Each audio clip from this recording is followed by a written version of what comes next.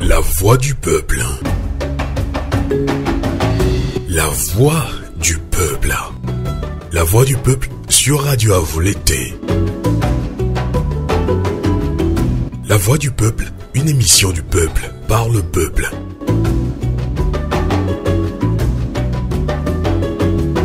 Le peuple s'exprime à travers des interviews, analyses et débats sur l'actualité politique et le développement du Togo. La Voix du Peuple, une émission réalisée et présentée par Sylvain Amos et ses collaborateurs dans la diaspora et dans plusieurs villes du Togo. La Voix du Peuple.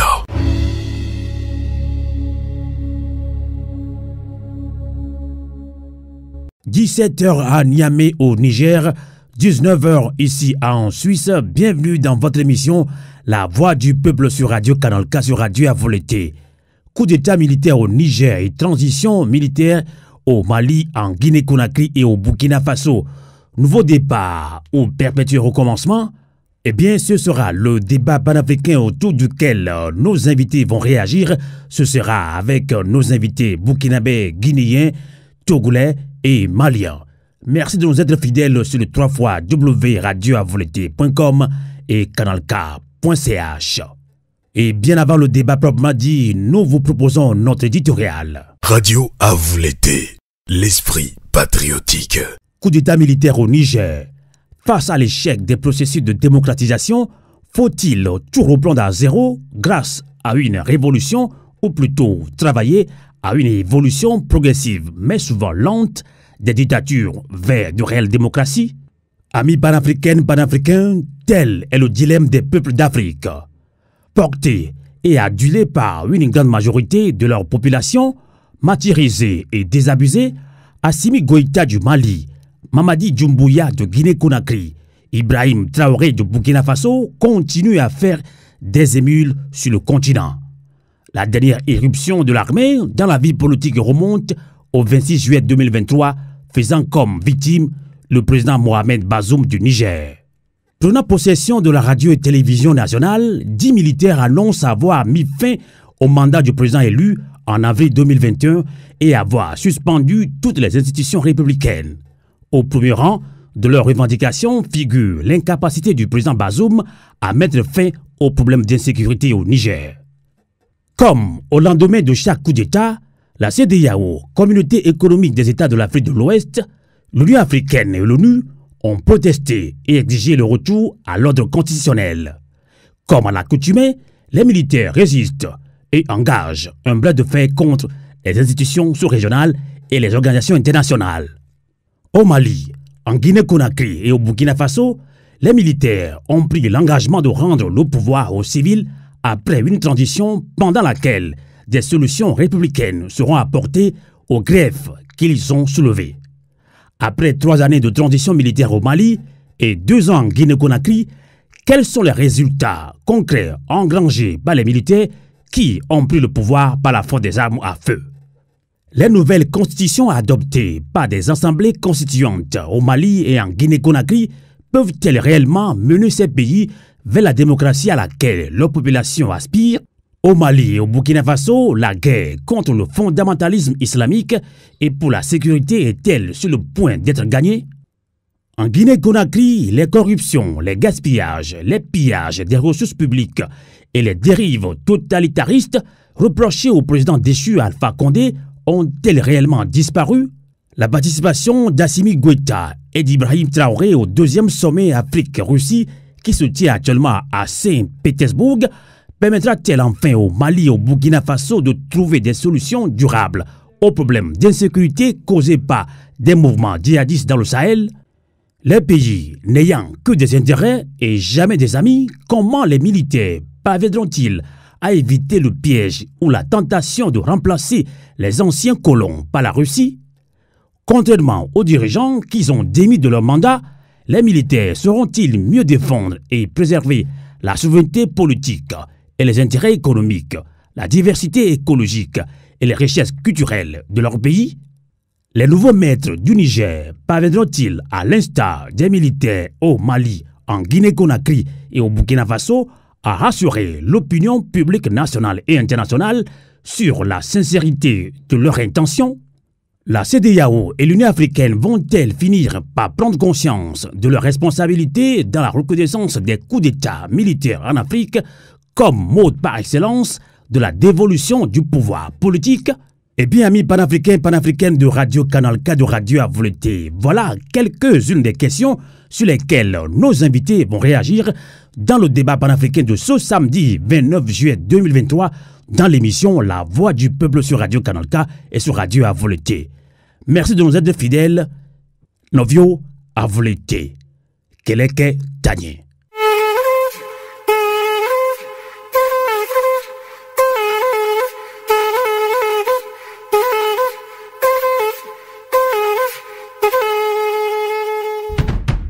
La zone franc et le franc CFA est un système hérité de la colonisation.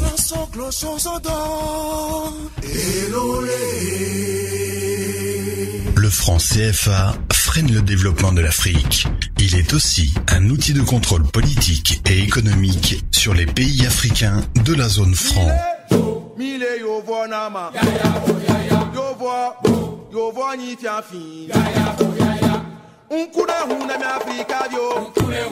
Peuple d'Afrique, dirigeants africains de la zone franc CFA, pour la souveraineté de nos États, ensemble, optons pour un retrait massif de la zone franc.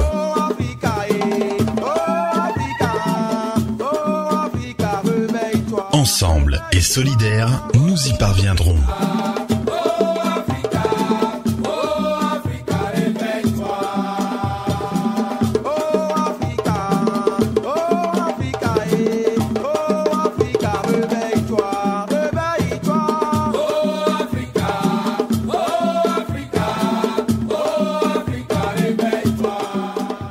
Ceci est un message du groupe Fenêtre sur l'Afrique en Suisse et dans le monde. Radio à vous l'été. La voix de la résistance africaine. Merci de nous être fidèles sur le 3xcanalk.ch et sur radioavoleté.com. Débat panafricain, coup d'état militaire au Niger et transition militaire au Mali, Guinée-Conakry, au Burkina Faso, nouveau départ ou perpétuel recommencement. On va essayer d'animer ce débat avec nos invités panafricains. D'abord, on accueille en Afrique, justement en Guinée-Conakry, Souleymane Konaté. Bonsoir. Bonsoir, M. Sylvain. Bonsoir surtout à vos millions d'auditeurs. Merci beaucoup. Je vous présenterai comme il faut quand on va commencer le débat proprement dit. On accueille en France Adama Koulibaly. Bonsoir. Bonsoir Amos, bonsoir à toutes les personnes qui sont à cette émission pour débattre et bonsoir aux auditeurs et à toutes les auditrices également. On accueille au Togo à Lomé, professeur David Ekwedoucet. Bonsoir. Bonsoir Sylvain, bonsoir également aux invités et je salue tous ceux qui nous suivent. En Suisse ici, on accueille Adama Touré. Bonsoir. Bonsoir Sylvain, bonsoir chers collègues panélistes. Bonsoir aux auditeurs. Merci beaucoup Adama Touré de participer à ce grand débat panafricain. Et justement, au Niger, il a fallu au moins 24 heures pour que le général Abdourahmane Tiani, nouvel homme fort du Niger, confirme le renversement du président Mohamed Bazoum. La Constitution est suspendue et les institutions issues de la Constitution sont également suspendues. Et la CEDEAO est attendue demain dimanche au Niger. Et quant à l'Union européenne, elle a menacé de suspendre tout appui budgétaire. Alors, rapidement, Adama Koulibaly, dans un communiqué lu à la télévision nationale jeudi dernier, les militaires justifient le coup d'État par une mauvaise gouvernance. Vous avez suivi l'information. Comment est-ce que la population africaine a réagi, surtout les Nigériens, vous avez aussi l'information. Et nous-mêmes, quelle est notre réaction par rapport à cette situation au Niger? Adama Koulibaly. Eh bien, un coup d'État n'est jamais quelque chose de fortuit. Donc ça, on est dans cette zone de l'Afrique, zone sahélienne, on a déjà eu quelques précédents et qui ont ravi les populations, il me semble. Et j'ai l'impression que cette fois-ci encore, Si on en croit les informations qui nous sont parvenues, notamment hier, la population est sortie et certains même, il y a même eu des débordements puisque certains s'en sont même pris à l'ancien régime, à son siège. Donc, il faut dire que dans les plateformes panafricaines où je suis moi, c'était plutôt un grand ouf de soulagement. Parce que le Niger apparaissait comme un sanctuaire de terroristes.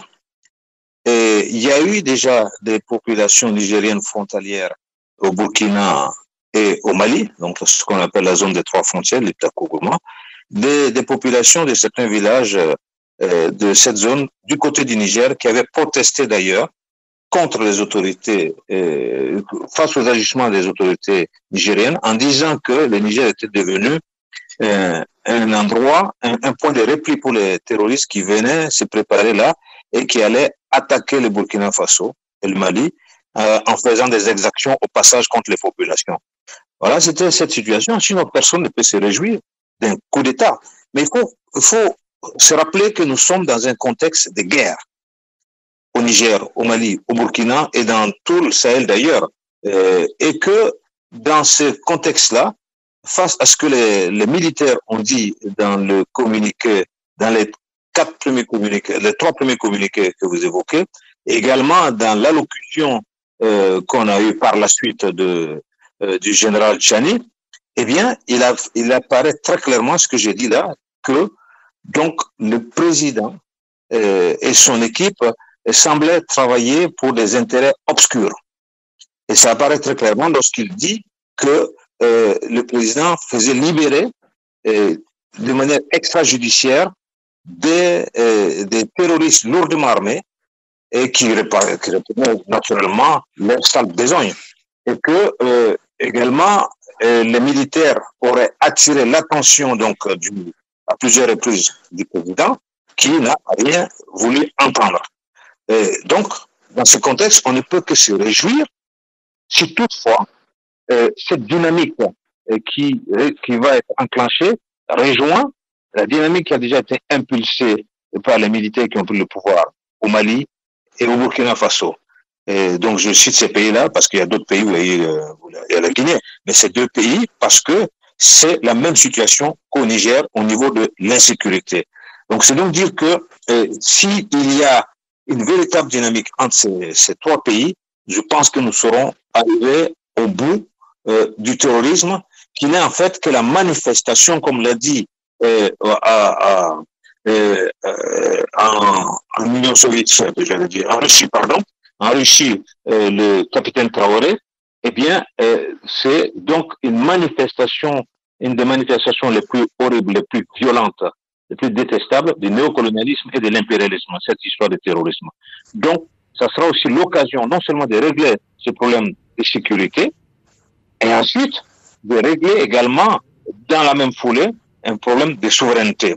Il faut rappeler quand même qu'un coup d'État n'est jamais, j'insiste là-dessus, une situation souhaitable, parce que ça vient briser une situation de fonctionnement d'institutions acceptées par la classe politique et la classe dirigeante de nos pays qui se trouve avoir trahi l'essentiel des intérêts de nos populations. Ce qui veut que cette démocratie devienne une supercherie. De ce point de vue, en tant que panafricaniste, nous avons considéré qu'enfin, il y avait des gens qui se dressaient contre cette déliquescence des libertés et de la sécurité dans nos pays, parce que, justement, il s'agit de cela, il s'agit d'une lutte d'intérêt, intérêt en faveur du peuple ou intérêt pour des puissances extérieures. Dernière chose, c'est de dire que, en fait, la situation telle qu'elle s'est produite, s'explique par le fait que l'institution armée, l'institution militaire est la mieux organisée et la plus disciplinée dans nos pays. Voilà pourquoi, d'ailleurs, c'est par ce biais-là, malheureusement ou heureusement, que souvent les révoltes populaires prennent corps à travers, justement, cette forme de de révolte. D'accord. En tout cas, on a compris, docteur Adama Koulibaly. Je rappelle que vous êtes président de l'APP Boukindi, l'alternative patriotique panafricaine, basée donc au parti politique basé donc au Burkina Faso. Donc, d'après tout ce que vous avez dit tout à l'heure, on a compris que vous, à votre niveau, vous avez plutôt salué ce coup d'État. On va retrouver depuis Conakry, en Guinée-Conakry, Souleymane Konaté, qui est membre du conseil politique de l'UFDG, Union des forces de changement, de Cellou Dalein Diallo.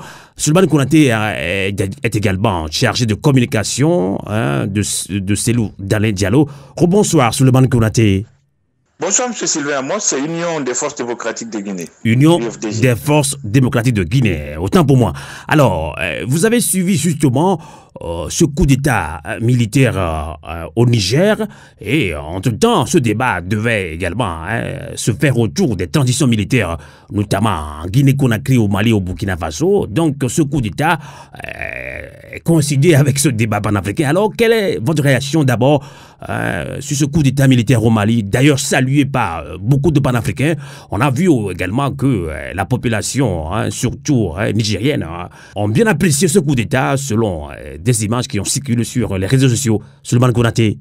J'ai l'habitude de dire chez nous en Guinée ici que les coups d'État, c'est une mauvaise solution au vrai problème. On ne peut jamais se réjouir d'un coup d'État. Nous, en Guinée, on en a l'expérience. Le 5 septembre 2021, on était nombreux dans les rues de Conakry pour célébrer l'avènement des militaires au pouvoir parce qu'ils nous débarrassaient d'un régime despote, inique et antidémocratique. Mais aujourd'hui, les pratiques anciennes reprennent de plus belle et l'armée est en train de suivre les traces de M. Alpha Condé. Les arrestations, les kidnappings, les assassinats ciblés reprennent de plus belle. Et ça, ce n'est pas de nature à faire avancer la démocratie.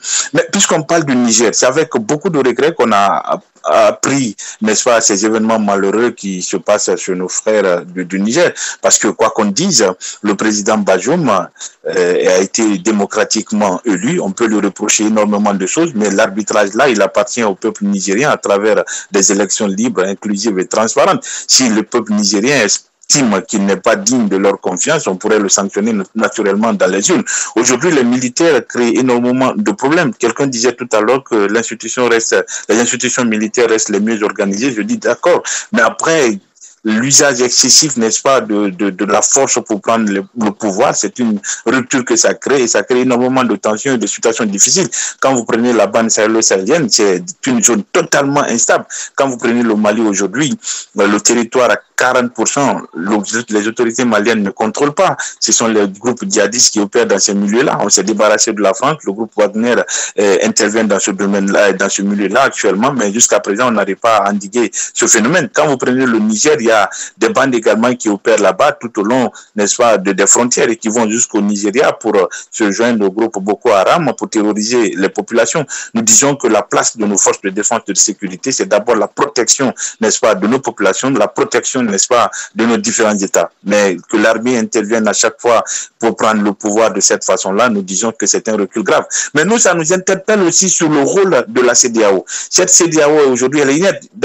Il y a 3 mois de cela, je signais une tribune dans la presse africaine que j'ai intitulée « Crise multiforme et défis, l'inertie de la CEDEAO face aux dérives arbitraires qui menacent la sécurité et la démocratie dans la sous-région. » Aujourd'hui, quand vous lisez la charte africaine en matière de démocratie et de bonne gouvernance, quand vous lisez le protocole additionnel de la CEDEAO, il est écrit noir sur blanc que toute prise de pouvoir par la force est un coup d'État. Et toute modification de pouvoir dont le seul objectif est de permettre à un homme de s'éterniser au pouvoir est aussi un coup d'État. Quand vous regardez aujourd'hui les chefs d'État en exercice au niveau de cette institution sous-régionale, vous vous rendez compte que la plupart n'obéissent pas, n'est-ce pas, aux règles et aux principes démocratiques. M. Alassane Ouattara a modifié la constitution sur lui au prix de la vie humaine, il s'est camponné au pouvoir et il a fait ce 3e mandat. Quand vous prenez au Togo, ils sont à leur 3e ou 4e mandat, je ne sais pas trop. Donc c'est pas ces gens-là qui sont des interlocuteurs fiables pour dire aux militaires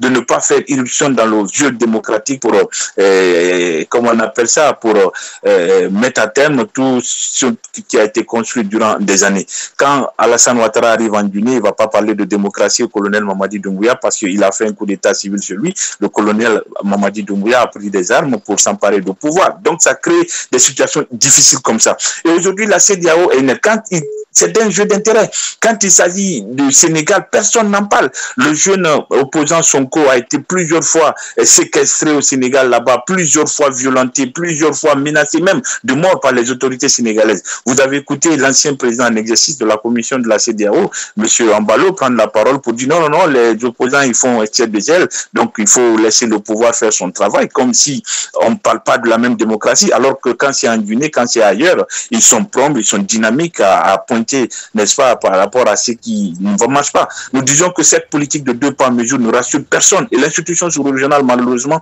n'est pas en train de jouer son rôle. Et si rien n'est fait, les militaires vont prendre le pouvoir un peu partout. Le jeune burkinabé se démarque aujourd'hui. J'ai écouté son discours à l'occasion de la conférence russo-africaine. Je dis que c'est un très bon discours. Il faut arriver à implémenter ça dans nos différents États pour arriver à une CEDEAO non seulement des peuples, mais permettre aussi aux populations de la sous-région de connaître la stabilité, la paix, la quiétude, mais surtout promouvoir, j'allais dire, les principes de démocratie, de liberté et de l'état de droit. Sans quoi, on va tous rester dans cette instabilité et cela n'arrange personne. D'accord. Eh bien, justement, cela n'arrange personne. On va voir si, justement, cette transition militaire fonctionne très bien, que ce soit en Guinée, Conakry, au Mali, au Burkina Faso, maintenant, justement, au Niger. Alors, on va relancer maintenant Adama Touré, qui est membre du bureau politique du parti coutumier dignitaire des institutions natives. Rebonsoir, Adama Touré. Bonsoir, Sylvain. Alors, vous êtes en Suisse, vous avez suivi nos invités panafricains qui, justement, en conclusion, ont salué ce coup d'État quand même au Niger. Alors, contrairement aux dirigeants qu'ils ont démis de leur mandat, est-ce que les militaires seront-ils mieux préservés la souveraineté politique et économique, notamment au Mali, au Niger, maintenant au Burkina Faso et en Guinée-Conakry? Adama Touré. Merci Sylvain. Et alors tout d'abord, je condamne aussi ces coups d'État par principe et aussi au nom du mouvement des dignitaires des institutions natives parce que c'est un principe démocratique qui n'a pas prévalu ici. Et donc pour moi, par principe, nous condamnons par principe tout coup d'État d'abord. Et donc celui du Niger ne déroge pas à la règle parce que c'est une question de principe. Après ça, il faut reconnaître que le coup d'État malien d'août 2020 a enfanté en vérité, ces autres coups d'État qu'on voit. Et donc il faut en tirer des leçons. Parce que ce n'est pas fini. Je pense qu'il y a d'autres régimes aussi qui sont menacés, d'autres régimes pseudo-démocratiques qui sont menacés en Afrique. Et donc, il faut vraiment prendre ça très au sérieux. Moi, je voudrais d'abord alerter et inviter le public à prendre conscience qu'il y a d'abord un vent nouveau qui souffle en Afrique maintenant, qui est le vent de la rupture avec la tutelle française. Ce vent nouveau est là. Et il faut faire avec. Il faut vraiment, c'est l'éléphant dans la pièce. Il faut compter avec ça. Et c'est ça qui explique le succès populaire des coups d'État dans nos différents pays. Maintenant, les coups d'État ont aussi montré les limites parce qu'il faut un coup d'État, d'accord, parce que le régime démocratique, pseudo-démocratique, n'en était pas un. Bon, ça n'a pas fonctionné. Le mécanisme de régulation du pouvoir ne fonctionne pas. Et les militaires renversent par la force le pouvoir pseudo-démocratiquement élu. D'accord, mais il faut un projet politique, il faut une doctrine politique pour réguler, pour gouverner un pays, pour mettre un pays sur les rails. Et c'est ça qui manque, en fait. Et je vais vous dire que maintenant, au Mali, ça fait 3 ans qu'on est sous un régime de transition. Et le régime vient de faire voter un projet de constitution. Et donc, la constitution, on a une nouvelle constitution du Mali. Et donc, a priori, il faut se réjouir lorsqu'un peuple adopte un nouveau texte fondamental. Mais là, pour le cas du Mali, par exemple, c'est vraiment le document essentiel qui sanctionne en fait, qui couronne en fait ces systèmes ces régimes de transition. Mais moi, j'ai presque envie de définir cette constitution comme un coup d'État, comment je vais appeler ça?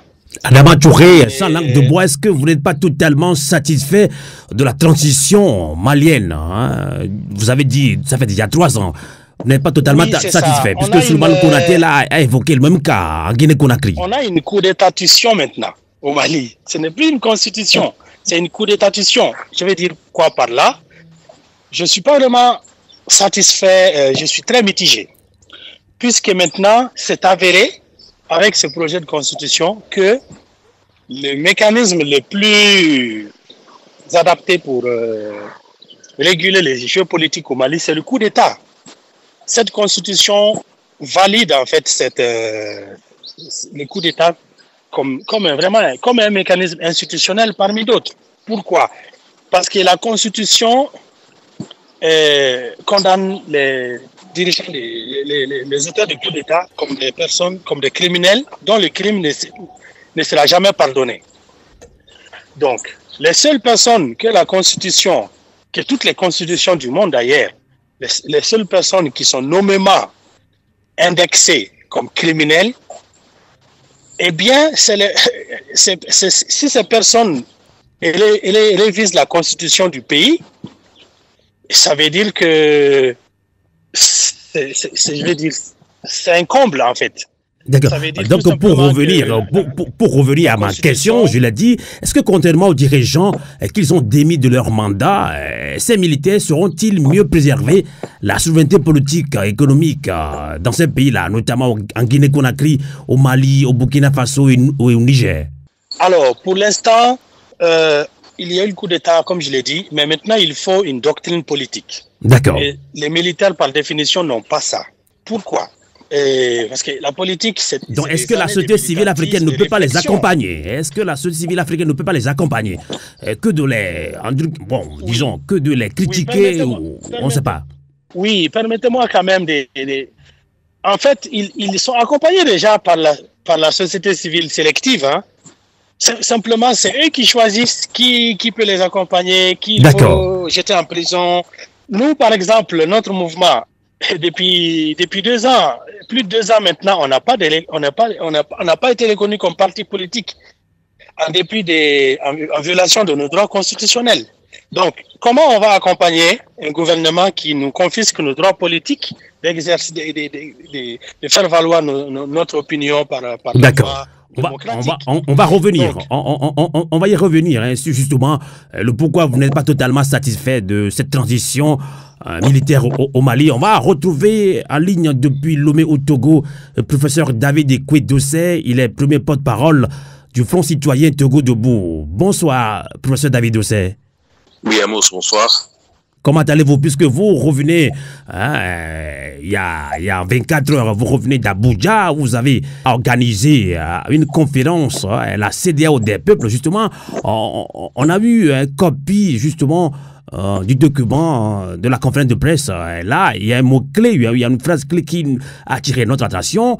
Vous l'avez dit, la limitation des mandats doit être une pierre angulaire dans la construction de ce nouveau narratif et dans la volonté farouche de mettre l'institution au service des communautés. Alors, vous avez suivi également ce coup d'État militaire au Niger.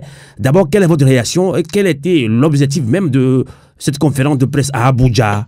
Oui, effectivement, nous étions un certain nombre d'organisations citoyennes à s'être donné rendez-vous à Abuja, au cœur de la cité de la CEDEAO, afin d'adresser un message fort à l'endroit des dignitaires de cette institution. J'ai écouté mes prédécesseurs et je crois que tout le monde dit pratiquement qu'il y a une vraie crise de légitimité à la tête de nos États. Et cette crise de légitimité, je crois qu'elle s'illustre de plusieurs façons, mais c'est surtout cette volonté inacceptable des régimes de se maintenir contre la volonté des peuples qui constitue pour nous un vrai problème. D'aucuns parleront de coup d'État constitutionnel pour se maintenir au pouvoir, d'autres parleront de coup d'État électoraux pour se maintenir au pouvoir. On parlera également des putschs, puisque c'est ce qui fait l'actualité aujourd'hui. Mais donc cette situation nous a amené à dire qu'il était temps aujourd'hui de demander à la CEDEAO d'adopter la limitation des mandats présidentiels. Elle l'avait tenté en 2015, puis en 2022. À chaque fois, ça a été un échec. Et donc, nous avons fait cette conférence de presse avec une déclaration forte qui revient sur cette nécessité d'adopter cette disposition. Et bien sûr, nous ne le savions pas, mais cette conférence de presse a été précédée la veille par un coup d'État au Niger. Et donc, nous étions vraiment dans l'actualité. Et pour moi, en tant que citoyen africain, je crois que moi qui suis un militant pro-démocratie, je souhaiterais que la dévolution du pouvoir politique se fasse désormais de façon civilisée dans nos pays. N'oublions pas, ne faisons pas comme si les pouvoirs militaires étaient quelque chose de totalement nouveau en Afrique. Ne faisons pas comme si les putschs n'étaient pas connus en Afrique. Dans les années 80, nous savons que si nous prenons le cas de la CEDEAO, plus de la moitié des régimes étaient des régimes militaires. Nous savons ce que ça nous a coûté. Et c'est pour cette raison que les gens se sont battus pour mettre fin au putsch, au coup d'État militaire et faire en sorte d'aider à la consolidation de la démocratie dans nos pays. Malheureusement, les régimes civils qui ont suivi ont par moments eu à faire pratiquement les mêmes choses que les dictateurs militaires qui étaient au pouvoir. Et les civils, eux, ont inventé ces différentes techniques, ces différents stratagèmes dont j'ai parlé tantôt. On modifie la constitution, on remet le compteur à zéro, on trafique le code électoral, les élections sont viciées, etc., etc. Et ceci, de mon point de vue, a vraiment entraîné une vraie crise de légitimité et cela favorise le retour des militaires. Maintenant, pour en revenir au cas nigérien, je dois vous dire que nous, de façon claire et explicite, nous qui étions à Abuja, nous avons condamné le coup d'État. Nous avons condamné le coup d'État en tenant compte des raisons avancées par les militaires.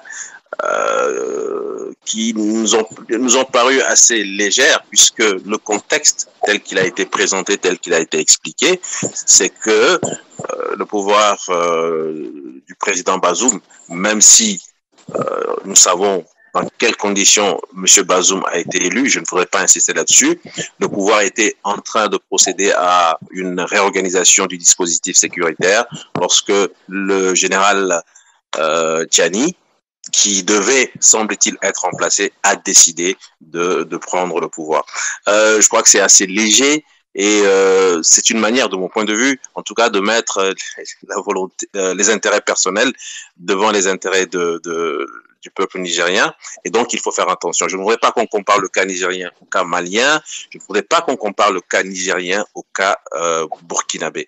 Et donc, les militaires ont la force. Les militaires ont pour rôle de défendre l'intégrité du territoire national. Cette tendance à vouloir à chaque fois prendre le pouvoir, en tout cas au Niger, quand vous voyez l'histoire du Niger, vous voyez que l'histoire a été émaillée par plusieurs mouvements. Les militaires sont intervenus plusieurs fois dans la gestion des affaires politiques du pays et ce n'est peut-être pas la meilleure chose si on veut vraiment aider à ce que le processus de démocratisation puisse éclore au Niger. Le président Bazoum, il est arrivé dans des conditions mi-figue, mi-raisin, le verre à moitié plein ou à moitié vide. C'était quand même un processus. Nous sommes en relation étroite avec des acteurs de la société civile du Niger. Avant de me prononcer, j'ai eu quand même, par politesse, à les interpeller, à leur demander, mais quel est votre sentiment, vous qui êtes Nigérien, vous qui êtes de ce peuple, quel est votre sentiment par rapport à ce coup d'État? Et sans embâche, ils m'ont dit, nous condamnons ce coup d'État. Nous avons combattu Issifou. Nous pensons que Bazoum, c'est le produit de Issifou. Nous combattons Bazoum, mais ce coup d'État nous ramène en arrière puisque nous étions quand même inscrits dans un processus. Nous avions déjà la limitation de mandat. Nous avions d'autres choses à obtenir en continuant la bataille, mais ce coup d'État met fin définitivement à ce processus et c'est comme un travail de Sisyphe, il faut revenir en arrière. Donc, par respect à cette position exprimée par nos camarades de la société civile du Niger, nous avons également pris sur nous de les suivre et de dire que nous aussi, nous condamnons ce coup d'État par principe d'abord et par respect pour les Nigériens. Justement, on peut comprendre votre réaction en tant que société civile. Hein. Dans cette émission, il est prévu que Moussa Tchangari, acteur majeur de la société civile nigérienne, qui est également secrétaire de l'association alternative Espace Citoyen, devrait participer depuis Niamey à ce débat citoyen. Mais malheureusement, il n'a pas répondu. Sûrement que la ligne ne fonctionne pas comme il faut puisqu'il y a eu coup d'État dans ce pays. Sûrement qu'on va le retrouver plus tard. Alors, avant de prendre congé de vous, professeur David Dossé, depuis Lomé au Togo, tout à l'heure, on comprend que vous condamnez ce coup d'État, mais les militaires, ils l'ont dit, je cite, l'action du CNSP, Conseil national pour la sauvegarde de la patrie, cette action, elle est motivée par la seule volonté de préserver notre chère patrie face, d'une part, à la dégradation continue de la situation sécuritaire dans notre pays, et cela sans que les autorités déchues ne nous laissent entrevoir une véritable solution de sortie de crise, et d'autre part, la mauvaise gouvernance économique et sociale. C'est ce qu'a déclaré le général Tchani. Alors, est-ce que vous ne nous donnez pas raison, vous qui êtes de la société civile à ce général, finalement, donc nous devons intervenir pour sauver le peuple nigérien? Oui, mais moi, je l'ai dit tantôt, je crois que si on prend l'histoire du Niger, les régimes civils ont été même minoritaires par rapport au régime militaire. Et le Niger est un des pays les plus pauvres au monde. Et je crois que cette pauvreté, elle n'émane pas de l'action des régimes civils uniquement. Les militaires sont déjà passés par là. Les militaires ont eu à causer beaucoup de méfaits à la société nigérienne. Et donc, les discours, on sait les écrire, mais maintenant, c'est vraiment à l'œuvre que l'on reconnaît l'artisan. J'espère vraiment que ce sont vraiment les intérêts du Niger, les intérêts nationaux qui ont guidé ce coup d'État et l'action des militaires. Je n'en suis pas convaincu, mais s'ils le disent, je veux bien leur accorder le bénéfice du doute. Et j'espère en tout cas que c'est le cas et on verra bien ce qui va se passer. Mais les militaires sont déjà passés par là à plusieurs reprises. Les militaires ont très souvent fait une immixtion dans la gestion des affaires publiques du Niger et ça n'a pas pour autant permis au pays de décoller. Est-ce que cette fois-ci, nous aurons la chance d'assister à un vrai miracle, à un vrai bon qualitatif du Niger? Je le souhaite pour mes amis nigériens. Permettez que je sois dubitatif parce que si on tient compte vraiment de l'ensemble du contexte qui a conduit à ce coup d'État, je ne suis pas convaincu. Quelqu'un a parlé tantôt d'idéologie. Il faut effectivement, avant de prendre le pouvoir, je pense, avoir une vraie réflexion idéologique sur ce qu'on veut faire. Je ne suis pas convaincu qu'on ait eu le temps de procéder à toute cette réflexion, toute cette analyse importante avant de prendre les rênes d'un pays. Et ça risque d'être malheureusement une gestion au jour le jour. Et là, je m'inquiète beaucoup pour le Niger, malheureusement. D'accord. Professeur David Dossé, est-ce que vous avez 30 secondes, est-ce que vous avez mot par rapport à cette conférence que vous avez organisée à Abuja, justement sur la limitation du nombre de mandats présidentiels, surtout en Afrique de l'Ouest? 30 secondes, allez-y. Absolument, absolument. Très rapidement, merci Sylvain, merci de me donner la parole encore une fois. Je voudrais vraiment insister sur cette crise de légitimité que nous connaissons dans tous nos pays. Aujourd'hui, les coups d'État les plus graves ne sont pas les coups d'État militaires. De mon point de vue, les coups d'État les plus délétères, ce sont les coups d'État constitutionnels, les coups d'État électoraux tels que nous les vivons au Togo, où quelqu'un se demandait si on en était au 4e ou au 3e mandat. On en est au 4e mandat et après avoir manipulé la Constitution, le président peut encore très bien briguer un 5e mandat au Togo.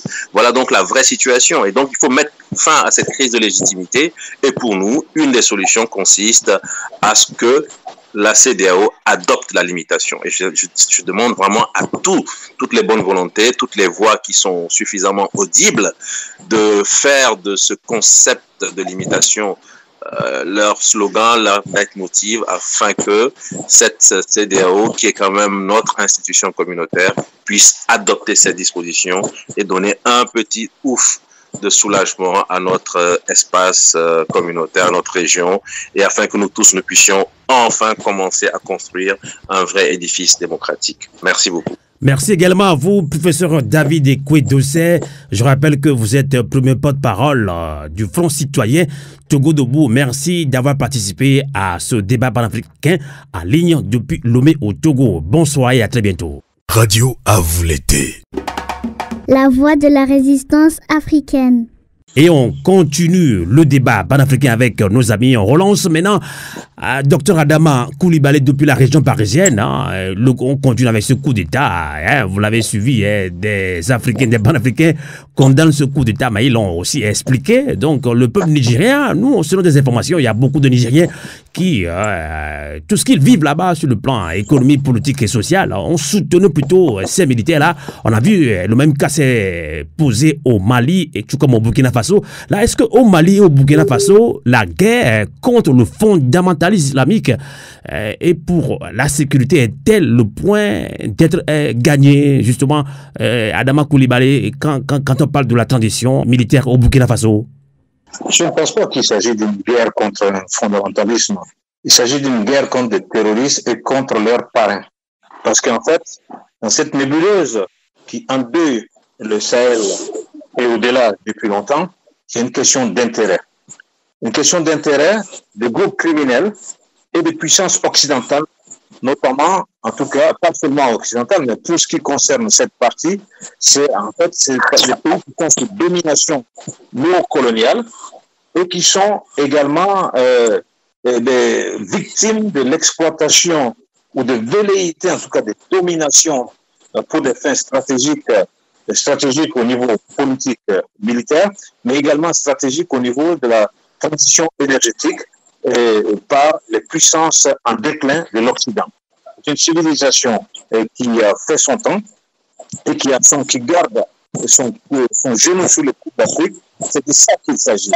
Donc, cette nébuleuse s'appelle tantôt Al-Qaïda au Maghreb islamique ou d'autres noms, ou l'État islamique au Grand Sahara, ainsi de suite.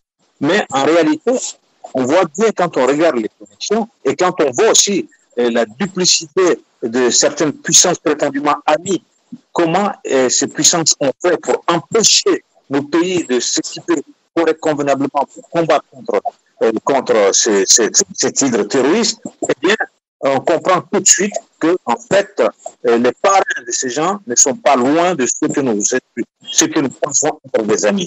Donc, ce que je voudrais dire, c'est que si jamais il y a des patriotes qui sont à la tête de nos États, des patriotes et des panafricanistes, à la tête de nos États, et qui sont soucieux du bien-être des populations, de nos peuples, et qui se mettent ensemble, parce qu'il n'y a pas d'autre choix pour combattre cet ennemi dont le visage est couvert la nuit, mais qu'on connaît bien le jour en réalité.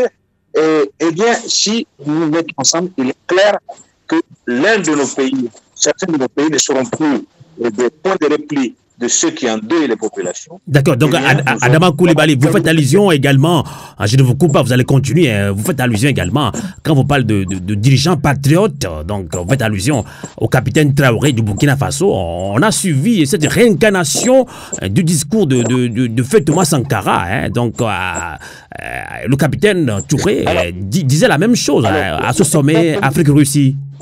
Quand je parle non, je ne parle pas que du capitaine Traoré, il en fait partie, mais je parle de façon générale des patriotes, parce que il a été évoqué tout à l'heure les questions de pouvoir civil et de pouvoir militaire. Ce n'est pas ça le problème fondamental. Le problème fondamental, c'est de trouver des gens qui aiment l'Afrique et qui aiment nos pays. Donc pour vous, les militaires aussi peuvent gouverner comme il faut ces pays-là. Mais bien sûr, j'en veux pour preuve deux exemples, justement. Vous venez de parler du capitaine Thomas Sankara, qui aujourd'hui encore est une icône pour les Africains, pas seulement pour la jeunesse africaine, et pas seulement pour le Burkina, et au-delà même du continent africain, et qui était un militaire. Et j'en veux pour preuve également le capitaine Jerry Rawlings, qui aussi est un militaire, et qui aujourd'hui encore a le respect de plusieurs générations d'Africains.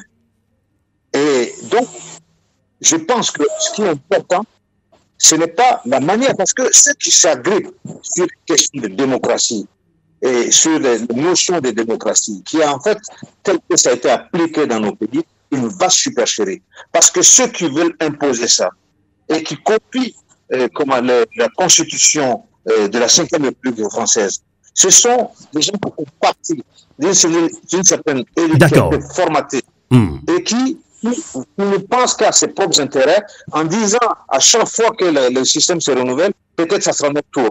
Or, ce dont il s'agit, c'est de gouverner, se mettre au service des peuples. D'accord. Docteur Adama Coulibaly, on va être très, très précis dans ce débat.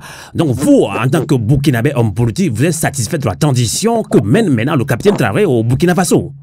Satisfait de la transition, nous avons fait c'est la transition à une charte qui doit être respectée. Et donc, cette charte a été désignée, a été signée par les forces vives de la nation. Et nous sommes sur ce chemin.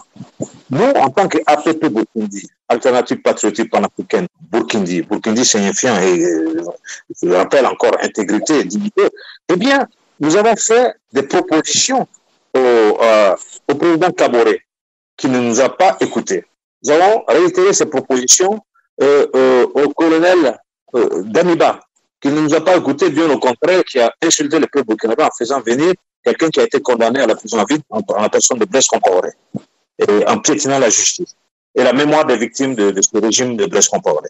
Et ensuite, nous avons fait des propositions actualisées au capitaine, au MPSR2, dirigé par le capitaine Traoré. Nous avons été écoutés à certains pour ce qui concerne, par exemple, la popularisation de la lutte contre le terrorisme, puisqu'ils ont intensifié, ils ont élargi le recrutement des volontaires pour la défense de la patrie. Il y a 90 000 personnes, 50 000 demandes, et qui ont été enregistrées 90 000. D'accord.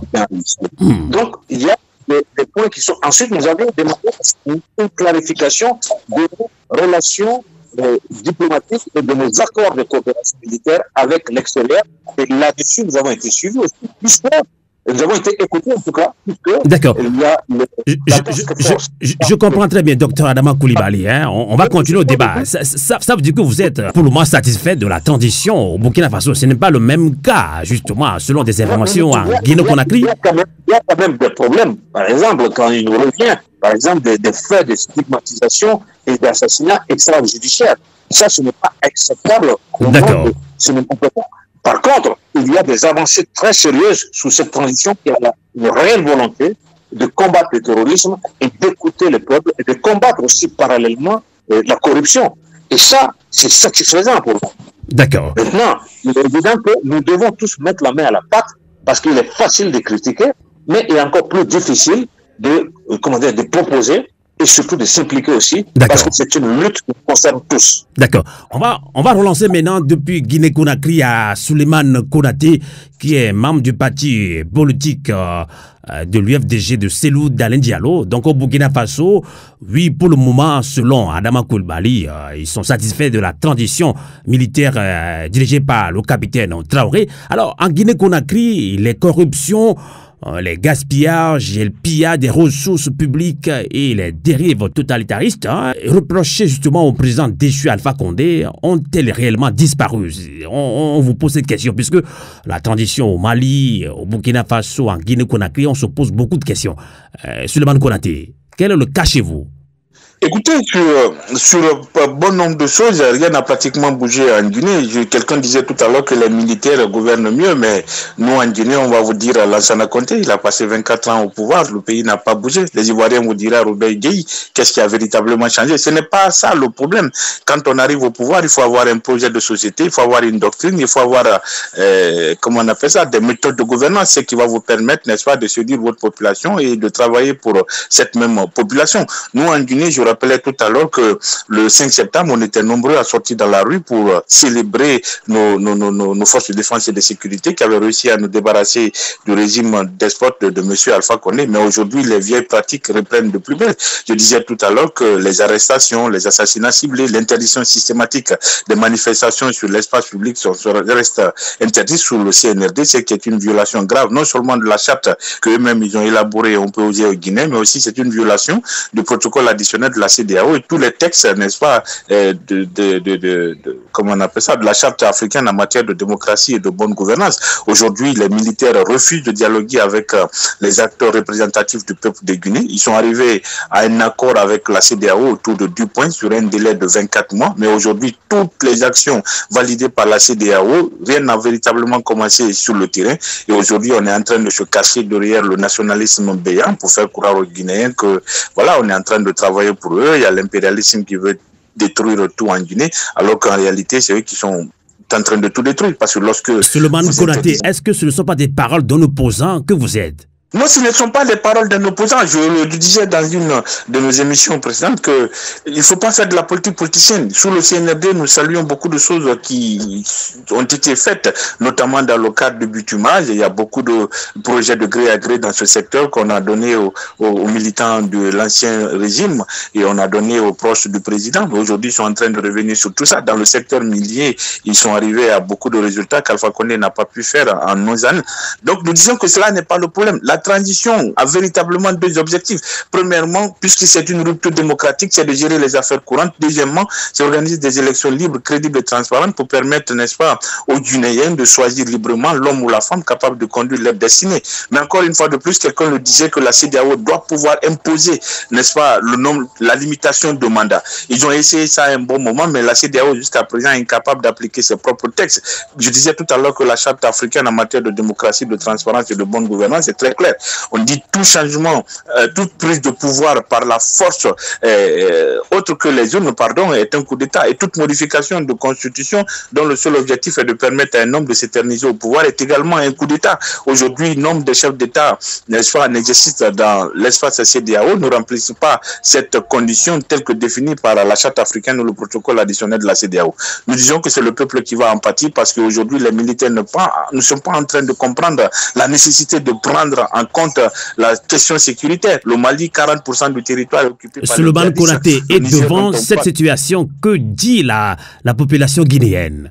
Et aujourd'hui, la population guinéenne en a le ras-le-bol. C'est pourquoi partout aujourd'hui sur le territoire national, il y a des manifestations un peu partout. Le colonel Mamadi Doumbouya a sorti l'armée sur l'ensemble du territoire national pour réprimer toute forme de contestation. Aujourd'hui, nous sommes à plus de 86 Guinéens froidement assassinés. Leur seul tort, c'est de dire non à la confiscation de pouvoir et non à la confiscation de nos libertés individuelles et collectives. Beaucoup de leaders de la société civile et des partis politiques sont aujourd'hui en exil. Je prends l'exemple de Founike Mengue, l'exemple de Kounouno qui est aujourd'hui en France, et nous autres qui sommes encore en Guinée, il y a rare qui osent prendre la parole parce que tu peux te retrouver les heures qui suivent en prison. Donc on est dans ce climat-là. Nous disons que tout ça c'est de ne pas de nature à pérenniser la paix, la culture sociale, et il faut tenir compte. C'est pourquoi il faut qu'on accepte de travailler les intellectuels de la sous-région pour qu'on arrive très rapidement à une CEDEAO des peuples, sans quoi l'institution telle que c'est aujourd'hui, ça n'arrange personne. D'accord. Alors, avant de conclure ce débat, je vais relancer maintenant Adama Touré qui est malien. Oui, pour lui, le rôle que joue la transition malienne, justement, est un petit peu mitigé. Et là, on va revenir un petit peu sur ce coup d'État au Niger. Alors, Adama Touré, les militaires qui ont fait ce coup d'État au Niger demandent aux partenaires de ne pas s'ingérer dans cette affaire de coup d'État. Alors, pour vous, à qui font-ils allusion selon vous, Adama Touré? Certainement qu'ils font allusion à leurs partenaires traditionnels qui, par ailleurs, a une présence militaire conséquente au Niger, en l'occurrence la France.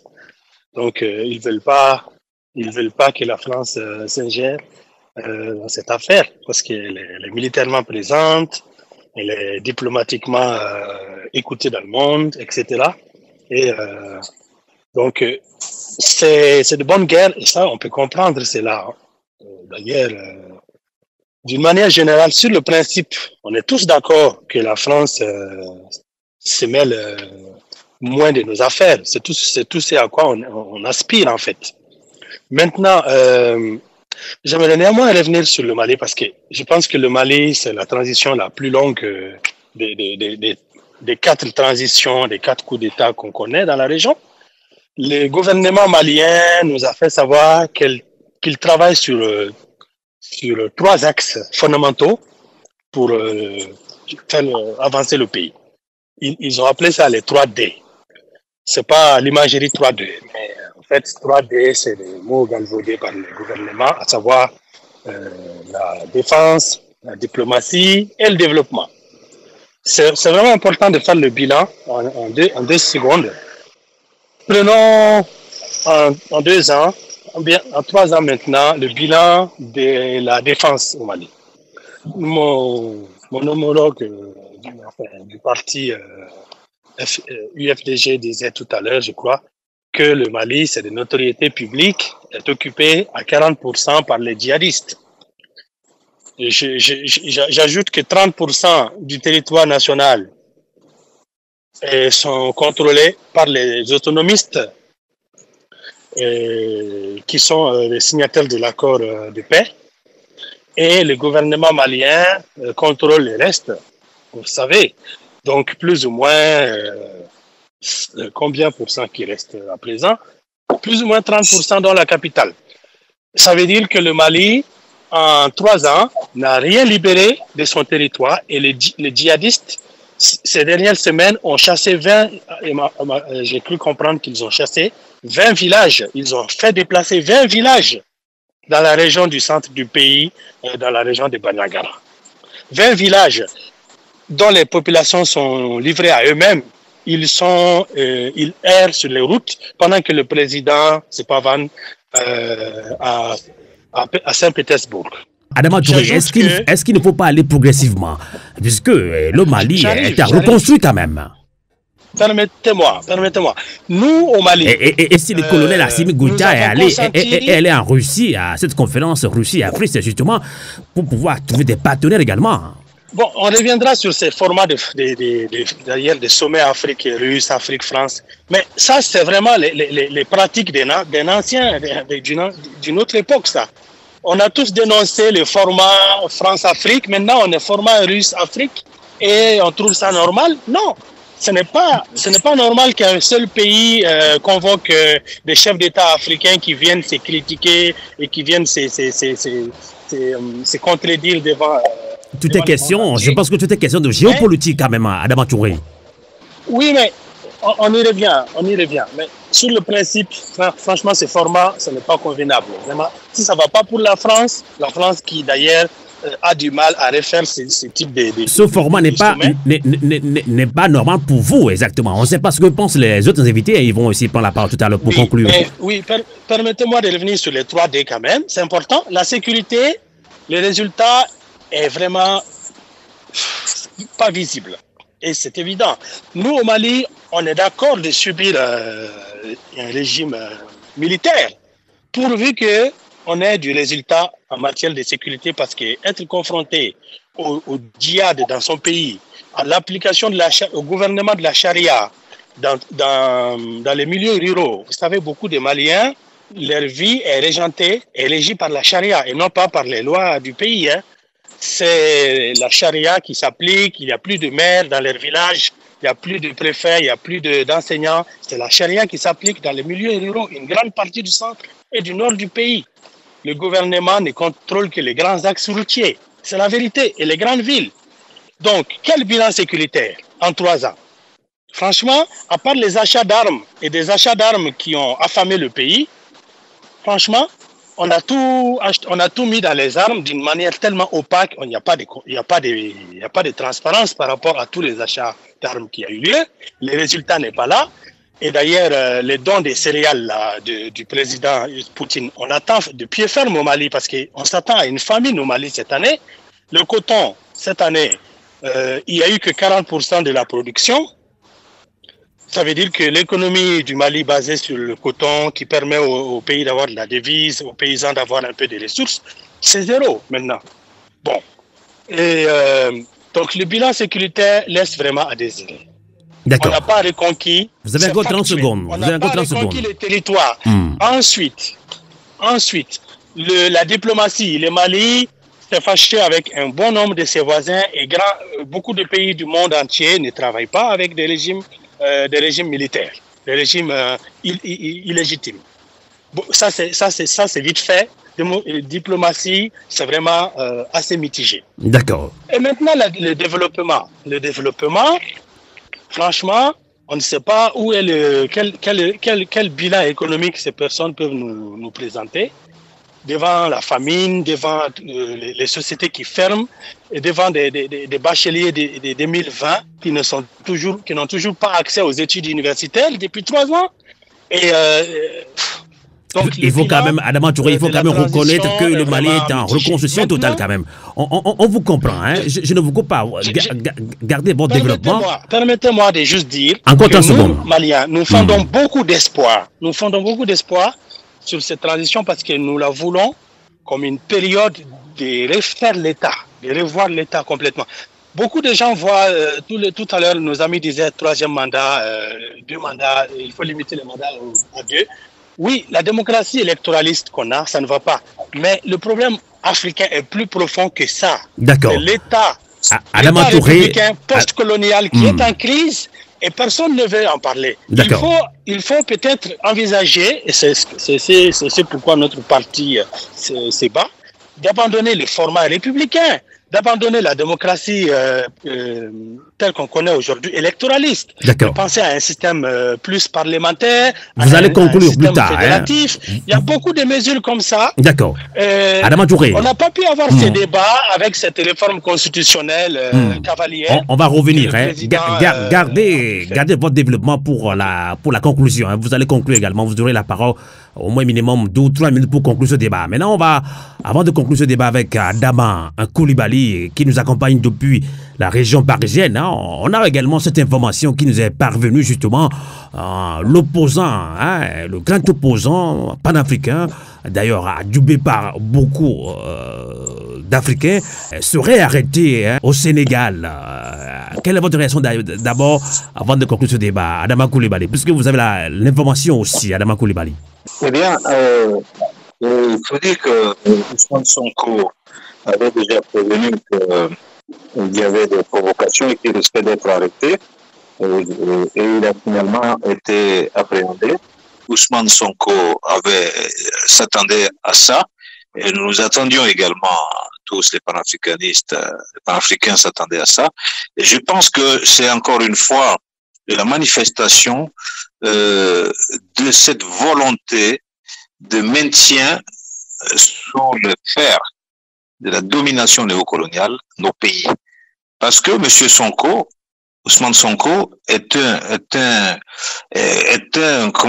caillou dans la chaussure de la France-Afrique. C'est de ça qu'il s'agit. Donc, on a suivi l'épisode pathétique de la justice de son inculpation qui a fait flop, et on a trouvé un argument qui n'avait rien à voir avec ce pourquoi il était poursuivi, pour dire qu'il corrompt la jeunesse. Et maintenant, on s'attendait à ça. Cette fois-ci, on dit qu'on l'a amené à la section des affaires générales. Mais pour quelle raison? Il faut dénoncer cela avec la dernière rigueur, et parce que chaque fois que ça arrange certains, ils ne disent rien en ce qui concerne, par exemple, les pouvoirs militaires au Tchad.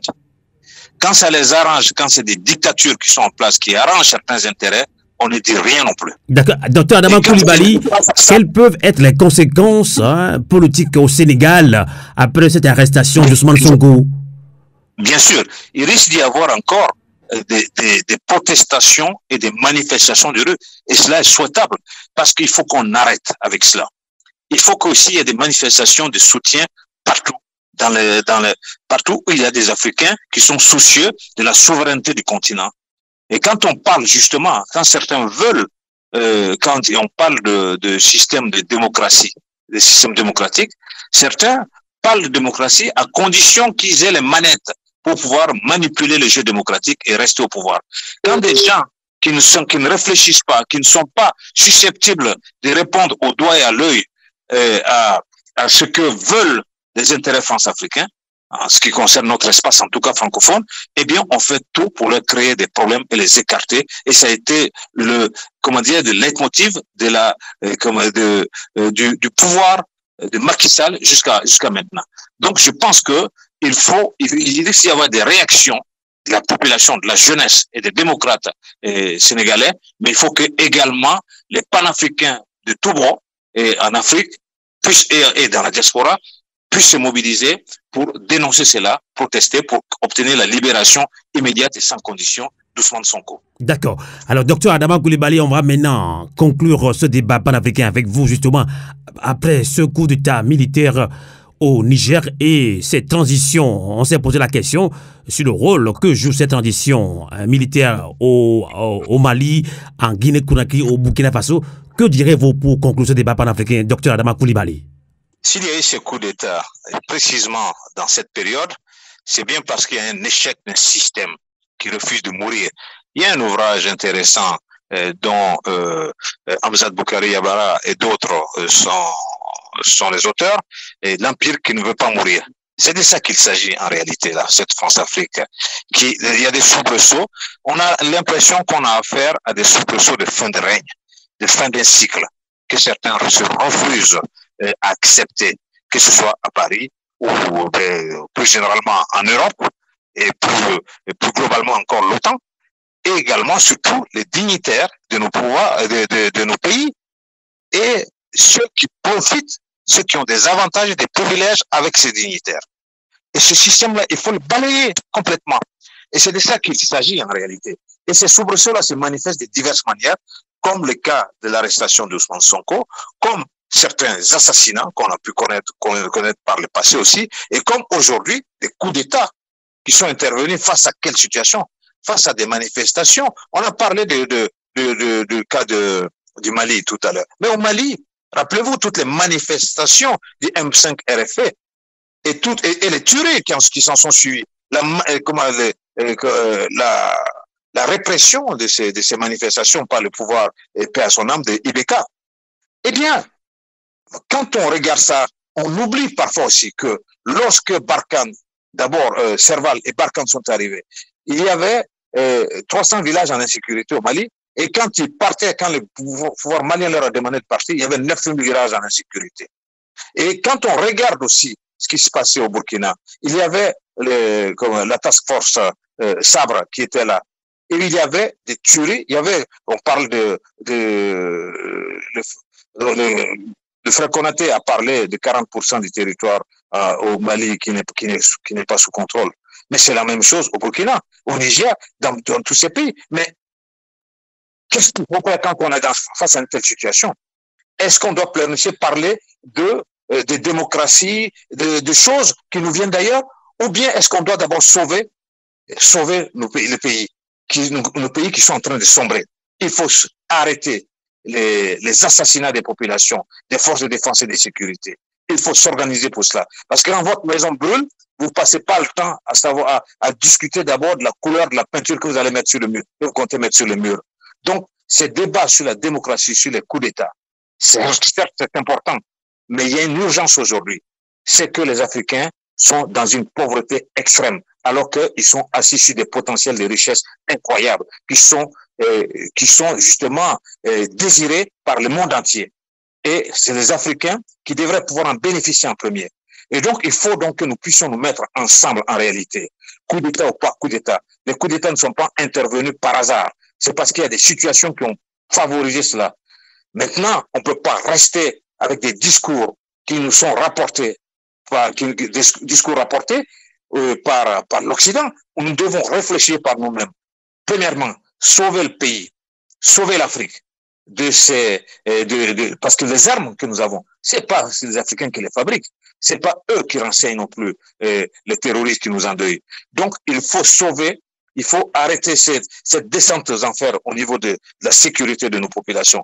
Et en ce moment-là, si la sécurité revient, nous aurons tout le temps, tout loisir de discuter de la manière dont nous allons organiser notre vivre ensemble, dont nous allons organiser la gestion de la cité africaine, et dont nous allons la manière aussi dont nous allons exploiter et organiser l'économie, exploiter nos richesses et organiser l'économie de nos pays et voir dans quelle mesure nous allons nous-mêmes être en mesure de fixer désormais les prix des matières premières avec les autres et non pas les subir comme c'est le cas jusqu'à présent. Il y a des étapes importantes qu'il faut savoir suivre, s'organiser, coopérer comme le feront prochainement, je l'espère, le Niger, le Burkina et le Mali dans la zone des trois frontières pour réduire à leur plus simple expression ces bandits, ces assassins et leurs parrains également et demander à ce que l'Afrique soit libre parce qu'au Niger aujourd'hui, il y a plusieurs bases américaines et plusieurs bases militaires américaines et françaises et européennes. Mais qu'est-ce que ces gens font là-bas depuis tout ce temps et qu'il y ait encore de l'insécurité? Nous devons retrouver notre dignité. Et cette dignité, ça passe par la mobilisation de tous ceux qui aiment l'Afrique et qui veulent penser africain et qui pensent que même si nous sommes dans la pauvreté aujourd'hui, nous sommes capables de nous lever nous-mêmes, de travailler, de réduire cette pauvreté et d'assurer un avenir meilleur pour les générations à venir. Et cela est tout à fait possible. Les autres l'ont fait à leur manière. Nous devons trouver la manière dont nous devons savoir la faire. Et les jeunes nous montrent le chemin. Il faut qu'on suive ce chemin-là. En tout cas, merci beaucoup, Dr Adama Coulibaly. Je rappelle que vous êtes président du parti politique APP Burkindi, l'alternative patriotique et panafricaine, parti politique basé au Burkina Faso. On va également conclure ce débat panafricain, justement, coup d'État militaire au Niger et transition militaire au Mali, Guinée-Conakry et au Burkina Faso. Nouveau départ ou perpétuel recommencement, les nouvelles constitutions adoptées par des assemblées constituantes au Mali et en Guinée-Conakry peuvent-elles réellement mener ces pays et faire la démocratie à laquelle leur population aspire? Est-ce que la CEDEAO et l'Union européenne vont-elles finir par prendre la bonne mesure du défi posé par la recrudescence des coups d'État militaires en Afrique comme mode par excellence de la dévolution du pouvoir politique? Alors, Souleymane Konaté, par rapport à toutes ces interrogations, que direz-vous pour conclure ce débat panafricain? Avant de conclure le débat, permettez-moi de revenir rapidement sur l'arrestation du jeune leader Ousmane Sonko, ce qui est regrettable non seulement pour les autorités sénégalaises, mais surtout pour le peuple du Sénégal qui aspire à plus de dignité, de démocratie, mais surtout de liberté. Ousmane Sonko, aujourd'hui, c'est une fierté de la jeunesse africaine parce qu'il est opposé à toute forme d'impérialisme pour qu'on arrive à un Sénégal libre, crédible, mais surtout qui aspire, n'est-ce pas, à la bonne gouvernance. Macky Sall a commencé d'abord par Ouad, ensuite il est venu à Khalifa Sall, aujourd'hui c'est le tour d'Ousmane Sonko. Il appartient aux Sénégalais de se mobiliser pour que plus jamais de choses ne se reproduisent dans leur pays, parce que s'il n'est pas vite libéré, cela peut occasionner des scènes de manifestations et de violence sur l'ensemble du territoire sénégalais, ce qui n'est pas bon pour le moment. Autant on condamne les prises de pouvoir par la force de nos forces de défense et de sécurité, autant il faut condamner les agissements de certains de nos président en exercice, parce que si vous n'êtes pas capable d'autoriser, n'est-ce pas, vos populations de manifester quand ils ne sont pas contents, d'exprimer leur ras-le-bol par rapport à une certaine situation, si vous n'êtes pas capable d'offrir à votre peuple le chemin pour leur permettre de choisir les hommes ou les femmes capables de conduire leur destinée, il va sans dire que vous créez des scènes d'instabilité dans votre pays, et cela donne argument aux militaires de prendre le pouvoir. La plupart d'ailleurs qui ont pris les pouvoir dans des conditions comme ça justifie par le fait qu'il n'y a pas de démocratie, il y a la personnalisation du pouvoir et qu'on ne veut pas ouvrir le jeu démocratique. Cela est regrettable pour le Sénégal qui donne jusqu'à présent un bel exemple. Pour conclure, je suis totalement d'accord avec M. Coulibaly sur bon nombre d'aspects. Aujourd'hui, il y a beaucoup de choses à revoir en Afrique et cela interpelle les intellectuels surtout. Il faut qu'on se réunisse, il faut qu'on discute sur comment on veut que notre sous-région puisse s'en sortir.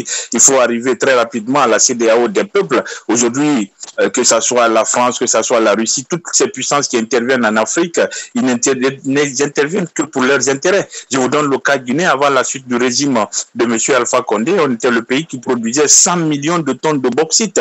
Et la dernière revue du FMI et de la Banque mondiale, ils sont arrivés à la conclusion que cela rapporte au pays 800 millions de dollars américains chaque 6 mois. Et aux 400 millions de dollars américains, on sait où ça va. Les 400 autres millions, ça va dans les postes, n'est-ce pas, des dignitaires du régime. Il y a des marchés de gré à gré qui ont été octroyés aux proches du président. Ça fait qu'aujourd'hui, les militaires ont arrêté beaucoup parmi eux. Un seul fonctionnaire qui n'est pas, qui est payé à quelque chose de 4 millions de francs guinéens, vous retrouvez 100 millions sur son compte bancaire. C'est l'argent de la triche, c'est du vol, c'est de l'enrichissement illicite. Aujourd'hui, que les militaires prennent le temps de corriger tout ça, nous saluons cela. Deuxièmement, il faut qu'on arrive, n'est-ce pas, à trouver de l'occupation pour notre jeunesse, parce qu'aujourd'hui, cette jeunesse est abandonnée à elle-même. C'est pourquoi nous disons que les pays occidentaux, il faut qu'ils arrêtent ce mécanisme d'intervention dans notre pays, dont le seul objectif est de maintenir ces gourous au pouvoir pour tirer leur épingle de jeu. Cette période est révolue en Afrique parce que la jeunesse africaine prend conscience de la gravité de la situation et elle se bat tous les jours pour que cela change. Aujourd'hui, on ne veut pas qu'il y ait de l'immigration massive vers l'Occident, mais si vous n'êtes pas capable de protéger la paix, la sécurité des gens dans leur pays, vous piller leurs ressources, ça va sans dire qu'ils ne trouveront pas d'espoir dans leur pays, ce qui amène aujourd'hui beaucoup de nos frères, très malheureusement, à se jeter dans la mer à la recherche du bonheur qu'ils espèrent trouver en Occident là-bas. Donc cela demande beaucoup de choses. Aujourd'hui, la précarité est indescriptible dans les pays de la sous-région et pendant ce temps, les chefs d'État continuent à s'enrichir, les proches des présidents continuent à s'enrichir. Nous, en Guinée, ceux qui étaient dans l'opposition un moment avec nous pour se battre contre le régime arbitraire de M. Alpha Condé, aujourd'hui, beaucoup travaillent avec les militaires, ils continuent à s'enrichir. Ce qui nous amène à dire que véritablement rien n'a changé. Et beaucoup d'intellectuels aujourd'hui se battent non pas pour que les choses changent dans leur pays, mais c'est parce qu'ils veulent avoir leur part du gâteau par rapport à la répartition des richesses que nous disposons. Donc ça demande énormément de travail. Et nous, du côté de la Guinée, les gens sont en train de s'organiser par rapport à cela pour qu'on définisse un cadre de travail sérieux qui puisse amener les intellectuels à réfléchir sur comment changer fondamentalement notre pays pour permettre, n'est-ce pas, aux Guinéens de tirer leur épingle de jeu par rapport aux d'énormes richesses que nous disposons, mais malheureusement qui ne profitent pas à l'écrasante majorité de la population. En tout cas, merci également Souleymane Konaté. Je rappelle que vous êtes membre du conseil politique de l'UFDG de Cellou Dalein Diallo. Vous êtes également son chargé de communication.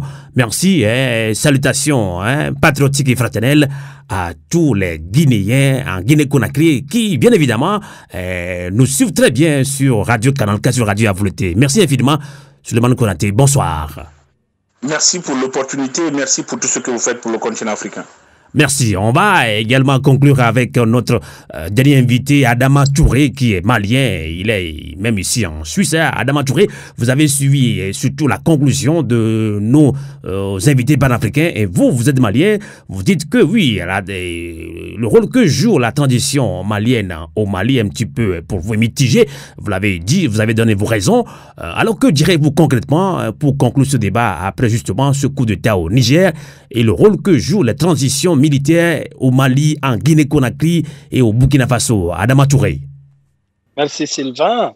En fait, nous souhaiterions qu'il y ait justement qu'on mette cette période de transition à profit dans nos pays respectifs pour refonder nos États de fond en comble, pour aller voir vraiment tous les paramètres de l'État.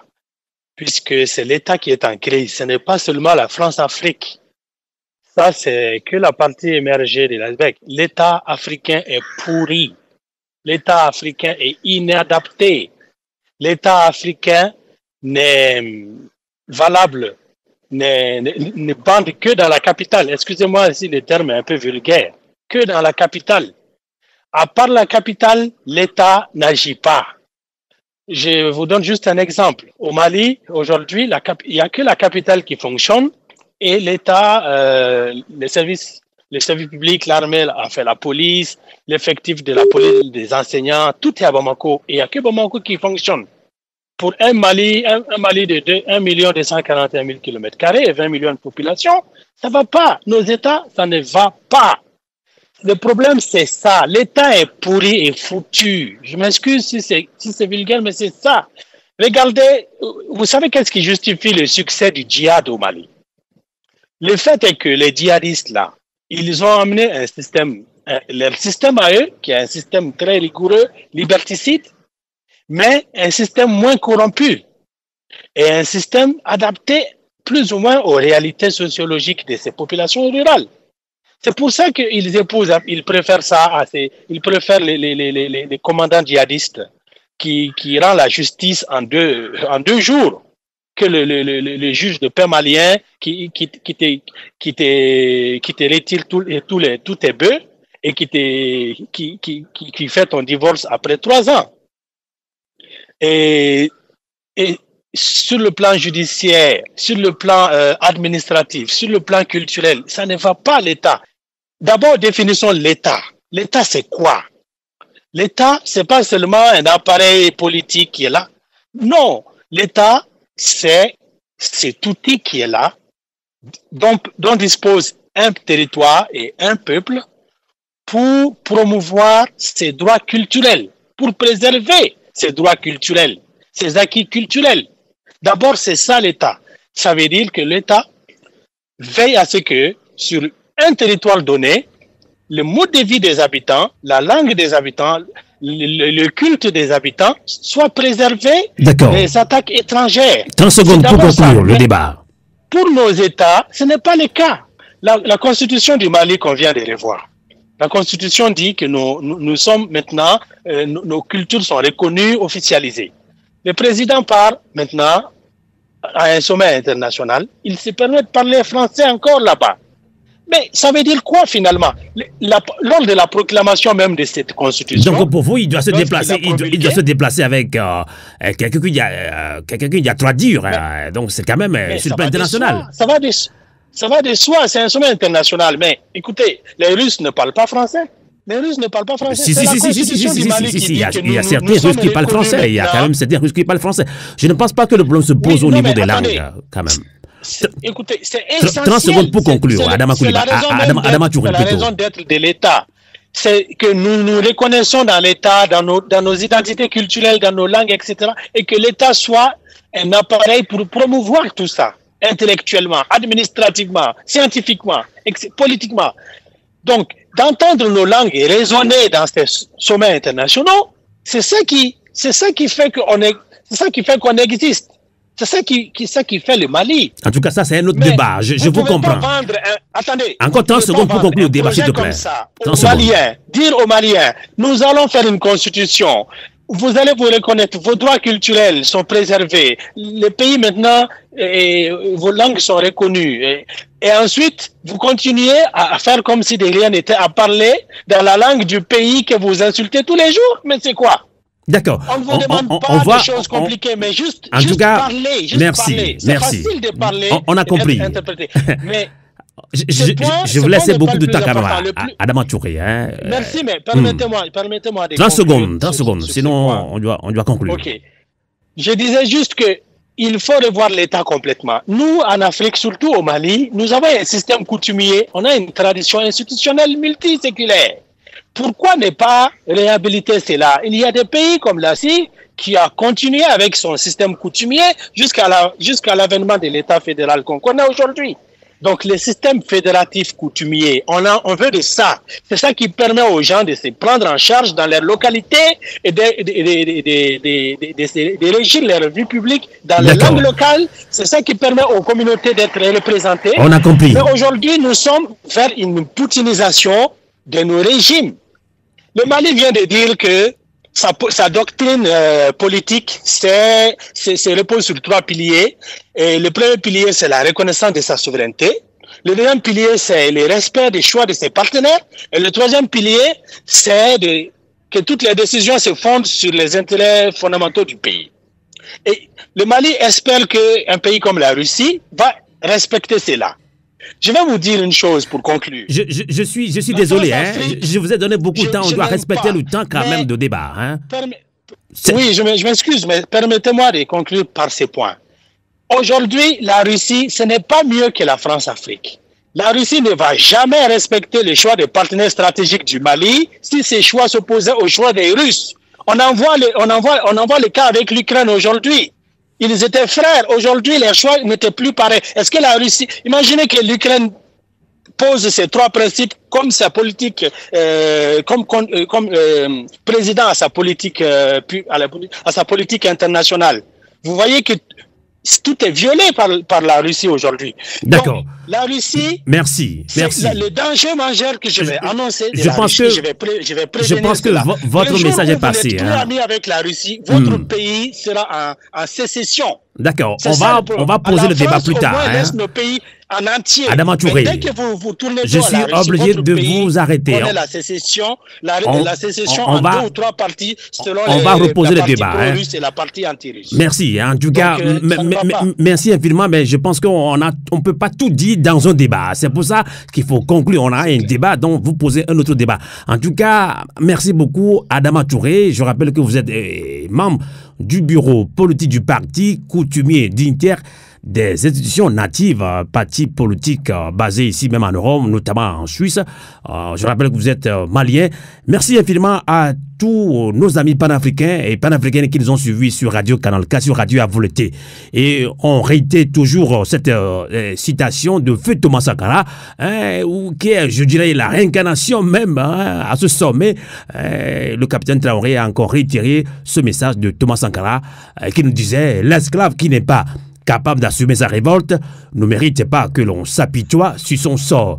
Cet esclave répondra seul de son malheur s'il se fait des illusions sur la condescendance d'un maître suspect qui prétend l'affranchir. » Il a continué en disant « Seule la lutte libère. » Amis fidèles auditrices, auditeurs de Radio Canal K, de Radio Avolete, pour finir en toute résistance cette émission, nous vous proposons cette chanson de l'artiste engagé togolais d'ailleurs, Campo Benjamin alias Docteur du Reggae.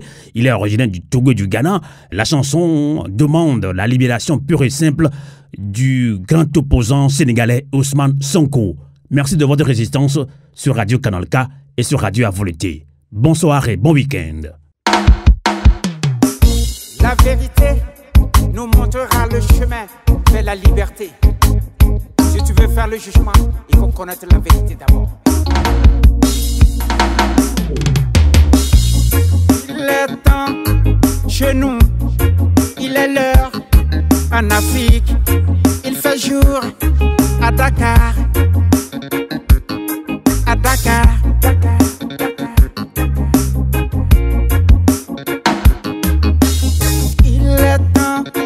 Chez nous, il est l'heure en Afrique. Il fait jour à Dakar, à Dakar. Libérez Ousmane Sonko, le futur président. Libérez Ousmane Sonko, le futur président. Voilà une nouvelle Afrique arrive. Monsieur l'autorité, remettez aux Sénégalais ce qui appartient aux Sénégalais. La jeunesse sénégalaise, elle t'a donné son mandat. Elle t'avait donné sa confiance.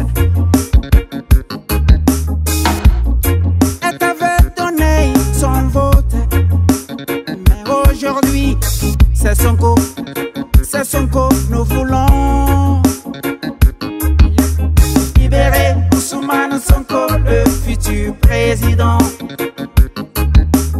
Libérer Ousmane Sonko, le futur président. David Bougou.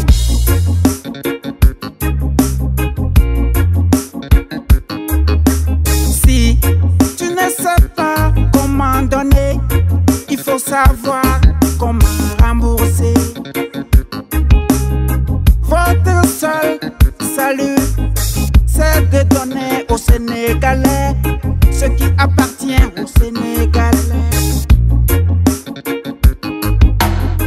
Le pouvoir n'est pas éternel, sinon aucun pouvoir ne sera éternel. Évitez au Sénégal un bain de sang inutile. Il n'y a pas de démocratie sans le peuple. La vérité nous montrera le chemin vers la liberté. Des fois, des enfants trichent à l'école, les parents en politique. Le docteur Tinjo Richard nous montre. La vérité nous montrera le chemin vers la liberté. Kemi Seba, le Nord Imperator. L'Afrique est ligotée, nos indépendants sont sous surveillance, la souveraineté confisquée au courtisme politique. Honorable John Mwake Tagore Nijome, le climat sociopolitique est suffocant en Afrique. Le peuple est pris en otage.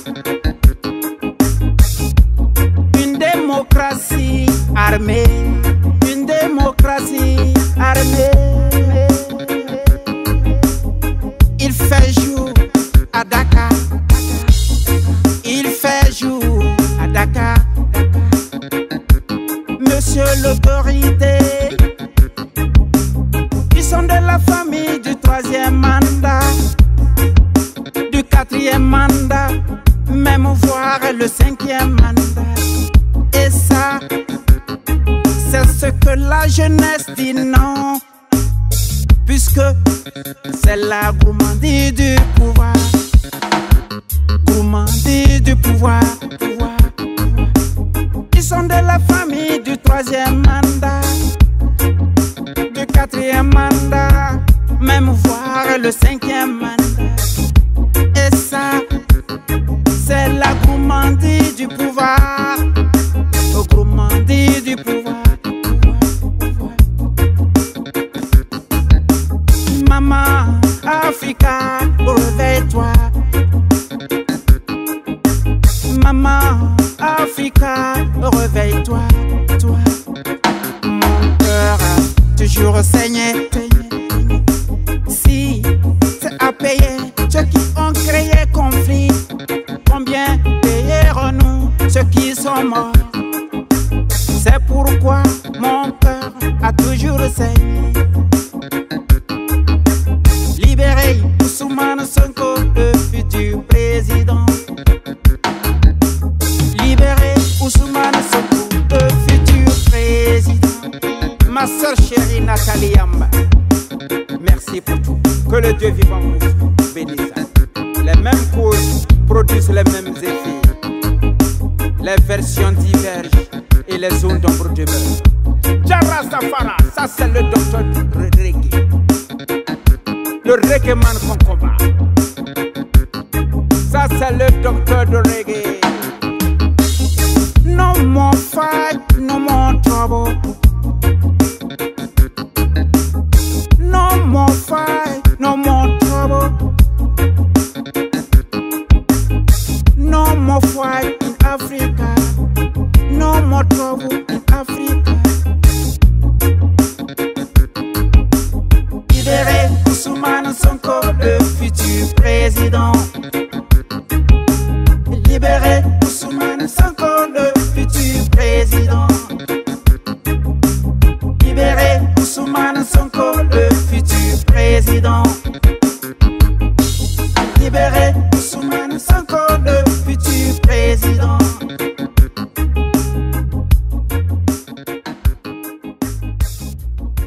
La voix du peuple. La voix du peuple. La voix du peuple sur Radio Avou l'été. La voix du peuple, une émission du peuple, par le peuple.